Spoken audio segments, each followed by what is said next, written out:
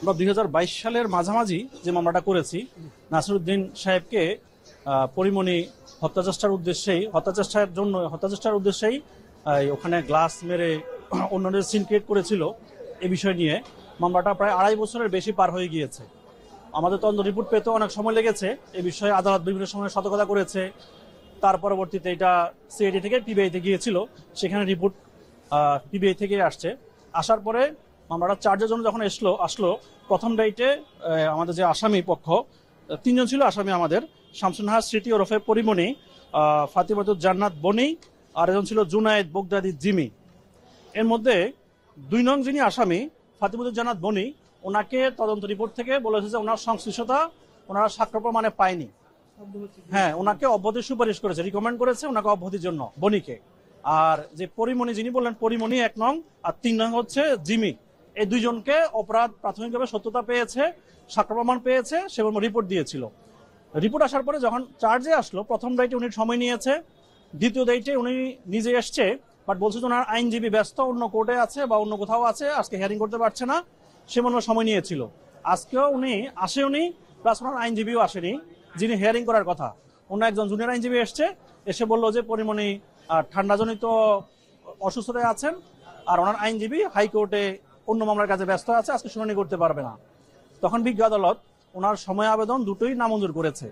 পরিমণির বিরুদ্ধে সময় আবেদন নামঞ্জুর করে ওয়ারেন্ট ইস্যু করেছে, আর চার্জের জন্য সময় দিয়েছে সেটাও নামঞ্জুর করে ওনার চার্জ ফ্রেম করেছে বিজ্ঞ আদালত। করার মধ্য দিয়ে কি তার বিরুদ্ধে আনুষ্ঠানিক বিচার শুরু হলো? জি, এতে করে আপনারা আপনাদের যে ব্যবসায়ী নাসিরউদ্দিনের পক্ষে ন্যায় বিচার পাবেন বলে আশা করছেন কিনা একটু বলেন। জি, চার্জ ফ্রেমের মধ্য দিয়ে সাধারণত বিচার কার্য শুরু হয়। আমাদের যেই ফৌজদারি কার্যবিধি, সেখানে চার্জ ফ্রেমের মধ্য দিয়ে বিচার কার্য শুরু হয়। তো আমরা আশা করছি, আমরা যতটুকু এসেছি, আমরা যথেষ্ট আশাবাদী বিজ্ঞ আদালত ন্যায় বিচারের পথেই আছে। আমরা শেষ পর্যন্ত ন্যায় বিচার পাবো আশা করছি। এই মামলার পরবর্তী আনুষ্ঠানিক বিচার যেহেতু শুরু হয়ে গেল, সাক্ষ্য গ্রহণের জন্য কত তারিখ ধার্য করেছে? সাক্ষ্য গ্রহণ তারিখটা আমরা তখনও পাইনি, ওপেন কোর্টে বিজ্ঞ আদালত বলেনি, পরে দিয়েছে। আমি এখনো দেখিনি, এটা দেখে আমরা জানতে। একটু বলে দেন। হ্যাঁ, 20 মার্চ ধার্য করেছে আমি শুনেছি, এটাই ধরে নিতে পারি। এখন লিখিত কি পাই সেটা লোক আমরা কনফার্ম হয়ে নিব আর কি পরে। জি জি, পরবর্তী ধার্য তারিখ 20 মার্চই ধার্য করেছে সাক্ষী গ্রহণের জন্য।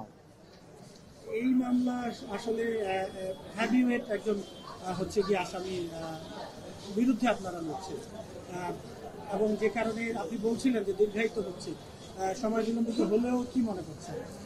আমরা আইনের দৃষ্টিতে আসলে কেউ হেভিওয়েট বা ছোট এভাবে আইনের দৃষ্টি দেখার সুযোগ নেই, কিন্তু এর বাইরে যে বিভিন্ন সংস্থা, বিভিন্ন মানুষ একে প্রভাবিত করার চেষ্টা করেছে, যেহেতু তদন্তে ওনারা প্রভাবিত করার চেষ্টা করেও পারেনি, আর আদালতে এইগুলো পারার কোনো সুযোগ নেই।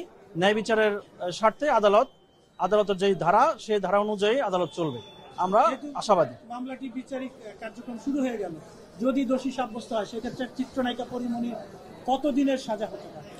এখানে যে ধারা দুটো আসছে, দুটো ধারা হচ্ছে 323 আর 506।